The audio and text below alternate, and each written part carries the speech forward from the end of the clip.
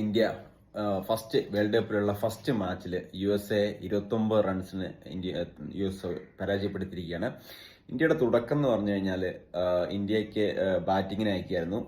ഇന്ത്യക്ക് ബാറ്റിങ്ങിന് അയച്ച സമയത്ത് നമ്മൾ വിചാരിച്ചതിലും അപ്പുറം നമ്മൾ എന്തൊക്കെയോ വിചാരിച്ചു. ഇന്ത്യ ഇപ്പം USA ബാറ്റിംഗ് ചെയ്യുന്നത്, ഇന്ത്യക്ക് ഒരു 300 റൺസൊക്കെ സുഖമായിട്ട് കിട്ടുമെന്ന് കരുതി. പക്ഷേ T20 ക്രിക്കറ്റിൽ, പ്രത്യേകിച്ച് T20 ക്രിക്കറ്റിൽ ഒരു ടീമിനെയും നമുക്ക് അങ്ങനെ എഴുതി തള്ളാൻ കഴിയില്ല.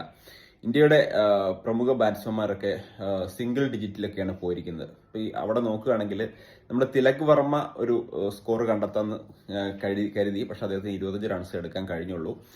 സൂര്യകുമാർ യാദവിന്റെ ഒരു നല്ല മികച്ച ബാറ്റിംഗ് എന്ന് പറയാം. ഒരു വെടിക്കെട്ട് ബാറ്റിംഗ് എന്ന് ഞാൻ പറയില്ല, കാരണം ഈ ഒരു പിച്ചിൽ അദ്ദേഹം വളരെ സൂക്ഷ്മമായിട്ടാണ് അദ്ദേഹം ബാറ്റ് ചെയ്തത്. അദ്ദേഹത്തിന്റെ ഇത്തരത്തിലുള്ള ഒരു ബാറ്റിംഗ് ആണ് നമുക്ക് 161 റൺസിന് ഉള്ള രീതിയിൽ എത്താൻ കഴിഞ്ഞത്. പിന്നെ നമ്മൾ നോക്കുകയാണെങ്കിൽ നമ്മൾ ഈ കളി കണ്ടപ്പോൾ എനിക്ക് തോന്നിയ ഒരു 120 റൺസ് 125 റൺസ് ഇന്ത്യ അവസാനിക്കുമെന്ന് കരുതി. സൂര്യകുമാർ യാദവിന്റെയും ഒരു ക്യാച്ച് വിട്ടതാണ്. 1-2 ക്യാച്ച് അവർ വിട്ടെങ്കിലും അവരുടെ ഫീൽഡിംഗ് പ്ലേസ്മെന്റ് ഒക്കെ വളരെ കറക്റ്റ് ആയിരുന്നു. കാരണം ഇന്ത്യയുടെ ബാറ്റ്സ്മാൻമാർ ഉയർത്തി അടിക്കാൻ ശ്രമിച്ച ഓരോ ഘട്ടത്തിലും അവരുടെ കൈകളിലേക്ക്, ഫീൽഡറിന്റെ കൈകളിലേക്ക് ബോൾ എത്തുന്ന രീതിയിലാണ് നമുക്ക് കളി കണ്ടപ്പോൾ കാണാൻ കഴിഞ്ഞത്.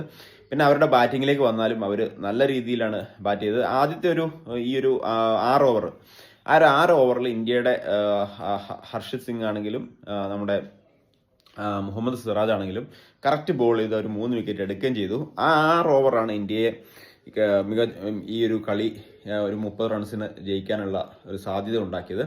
എങ്കിലും ഇന്ത്യ മനസ്സിലാക്കേണ്ട ഇവിടെ ഒരു കാര്യം, ഇനി വരുന്ന നമീബിയ ആണെങ്കിലും അതുപോലെ നെതർലാൻഡ് ആണെങ്കിലും ഒക്കെ ആരും മോശക്കാരല്ല എന്നുള്ള രീതിയിൽ കളിക്കണം എന്നുള്ളതാണ്. അപ്പോൾ അത് എനിക്ക് മനസ്സിലായത്.